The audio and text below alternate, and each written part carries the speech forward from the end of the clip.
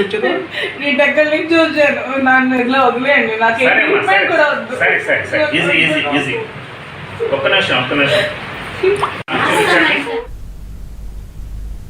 ఇదే అంశంపై మరింత సమాచారం ప్రతినిధి రమేష్ అందిస్తారు. రమేష్, ఇది యాక్సిడెంట్ కాదని తానే కారును ఢీకొట్టారనడం మాధురి అన్నారు. అలాగే ఆమె ట్రీట్మెంట్ కి నిరాకరించడం కూడా మనం విజువల్స్ లో చూస్తున్నాం. మీ దగ్గర అప్డేట్స్ ఏంటి రమేష్? సుమిత్ర, కొద్దిసేపటి క్రితం ఏదైతే దువ్వాడ వ్యవహారంలో కీలకంగా వ్యవహరిస్తున్నటువంటి దివ్యల మాధురి యాక్సిడెంట్కి గురైంది. ప్రధానంగా టెక్కల నుంచి అటు పలాస వైపు వెళ్తున్నటువంటి ఆమె కారు లక్ష్మీపురం టోల్ గేట్ దగ్గర ప్రమాదానికి గురైనట్లు తెలిసింది. ప్రధానంగా కారు స్వయంగా మాధురే డ్రైవ్ చేస్తుంది. ఆ సమయంలో ప్రమాదం జరిగినటువంటి సమయంలో కూడా మాధురి ఫోన్లో మాట్లాడుతున్నట్లు కూడా తెలుస్తోంది. ఈ నేపథ్యంలోనే కారు అత్యంత వేగంగా వెళ్తున్నటువంటి సందర్భంలో ఎదురుగా ఉన్నటువంటి ఇంకొక కారును ఢీకొట్టి మాధురి ప్రయాణిస్తున్నటువంటి కారు ఫల్టీ కొట్టింది. ఈ ప్రమాదంలో మాధురికి గాయాలయ్యాయి. అయితే ఎలాంటి ప్రమాదం లేదు, ప్రాణహాని లేదని చెప్పి వైద్యులు చెప్తున్నారు. వెంటనే అక్కడి నుంచి ఆమెని పలాస ప్రభుత్వ ఆసుపత్రికి తరలించారు. ప్రస్తుతం పలాస ప్రభుత్వ ఆసుపత్రిలో మాధురికి చికిత్స అందిస్తున్నారు. అయితే ప్రాణహాని లేనప్పుడు కూడా కొంతవరకు గాయాలయ్యాయి అనేటటువంటి వైద్యులు ధృవీకరించారు. అయితే వైద్యానికి మాత్రం ఆమె నిరాకరిస్తున్నట్లు తెలుస్తోంది. ముఖ్యంగా తనకు 2 రోజుల నుంచి ఇబ్బందికరమైనటువంటి పరిస్థితి ఉంది, తీవ్రమైనటువంటి మానసిక ఒత్తిడికి గురవుతున్నాను, దువ్వాడ వాణి చేస్తున్నటువంటి హెరాస్మెంట్ కారణంగా తనకు తానే ఆత్మహత్య చేసుకునేటటువంటి ప్రయత్నంలో భాగంగా కారును వేరే కారుకు ఢీకొట్టాననేటటువంటిది మాధురి కొద్దిసేపటి క్రితం ఏబిఎన్తో ఎక్స్క్లూజివ్గా మాట్లాడినటువంటి బయటలో ఉంది.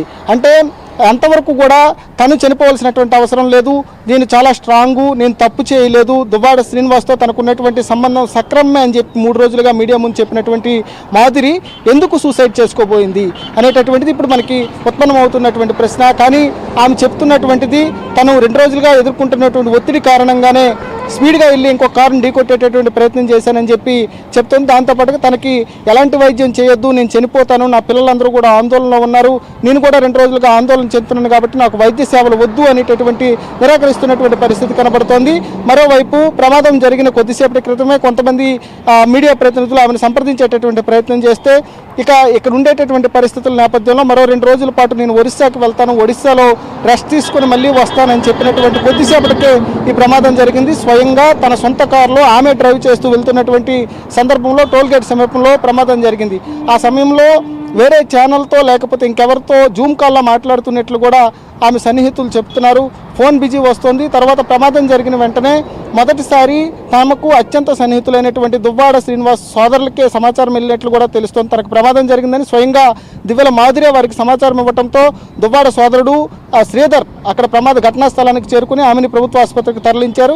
మొత్తానికైతే జరిగినటువంటి ఘటన చాలా అనుమానాలకు దారితీస్తోంది. ఎందుకంటే 3 రోజులుగా రాష్ట్ర వ్యాప్తంగా తీవ్రమైనటువంటి చర్చకు దారితీసినటువంటి దువ్వాడ శ్రీనివాస్ వాణి దంపతుల వ్యవహారంలో కీలకంగా వ్యవహరించిన మాధురి ప్రమాదానికి గురైంది. ఈ ప్రమాదానికి ఇంకేమైనా కారణాలు ఉన్నాయా, లేకపోతే ఆమె స్వయంగా ప్రమాదం ఆమె అతి స్పీడ్ వలన ప్రమాదం జరిగింది అనేటటువంటి దానిపైన పోలీసులు విచారణ జరుపుతున్నారు. పలాస సంబంధించి ఆసుపత్రిలో ప్రస్తుతం చికిత్స పొందుతున్నటువంటి మాధురి చెప్తున్నటువంటి విషయాలు, ప్రస్తుతం జరుగుతున్నటువంటి పరిణామాలు, వీటన్నిటిని బేరీజ్ వేసుకుని అసలు ప్రమాదంలో వాస్తవం ఏమిటి అనేటటువంటి దానిపైన పోలీసులు దర్యాప్తు ప్రారంభించారు. ఆ దర్యాప్తు పూర్తయితే కానీ మాధురి చెప్తున్నటువంటి మాటలకు, లేకపోతే ఆమె నిజంగా సూసైడ్ చేసుకునేటటువంటి ప్రయత్నంలో అతి స్పీడ్గా వెళ్ళి గుద్దిందా, లేకపోతే అనుకోకుండా ఈ ఓవర్ స్పీడ్ డ్రైవింగ్ వల్ల ప్రమాదం జరిగిందా అనేటటువంటిది కూడా కొంత పోలీసులు నిర్ధారించేటటువంటి అవకాశం ఉంది. మొత్తానికైతే ప్రస్తుతం 3 రోజులుగా హాట్ టాపిక్గా మారినటువంటి దువ్వాడ ఫ్యామిలీ డ్రామాలో కీలకంగా వ్యవహరించినటువంటి వ్యక్తి మాధురి పైన దువ్వాడ శ్రీనివాస్ ఫ్యామిలీ మొదటి నుంచి కూడా చాలా స్పష్టమైనటువంటి ఆరోపణలు చేస్తున్నారు.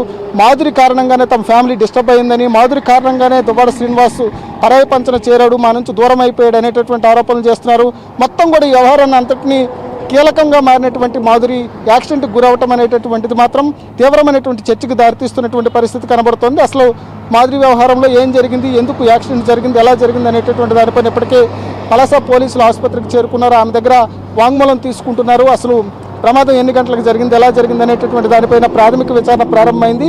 అయితే మాధురికి ఎలాంటి ప్రాణహాని లేదు అనేటటువంటిది పోలీసులు చెప్తున్నారు. ఎందుకంటే ఆమె మనం